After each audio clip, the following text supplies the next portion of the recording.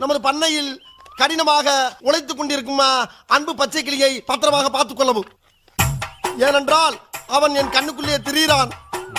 அதுபோக அவன் மாடு மேய்க்கும் போது அவனை வெயிலில் நடக்க விடாமல் அவனுக்கு ஒரு புல்லட்டு வாங்கி கொடுத்து, பேண்ட் செட்டும் வாங்கி கொடுத்து, ஒரு தொப்பியும் வாங்கி கொடுத்து. தொப்பியா போட்டிருக்காருயா. அவனை அவனை அழகு பார்க்குமாறு மிக தாழ்மையுடன் கேட்டுக்கொள்கிறேன். அதுபோக அவனை கயிற்று கட்டில் போட்டு வெளியில் படுக்க விடாமல் ஒரு பஞ்சு மெத்தை வாங்கி கொடுத்து அவனுக்கு ரூம்பு போட்டு ஏசி போட்டு தருமாறு கேட்டுக்கொள்கிறேன். இவ்வளவும் போக ஒரு முக்கிய குறிப்பு, நமது குடும்பத்துக்காக கடினமாக உழைத்துக் கொண்டிருக்கும் அந்த ஒப்பற்ற ஜீவனை நாம் பத்திரமாக பார்த்துக் கொள்ள வேண்டும். அப்பொழுதுதான் நாம் எல்லோரும் பத்திரமாக இருக்க முடியும்.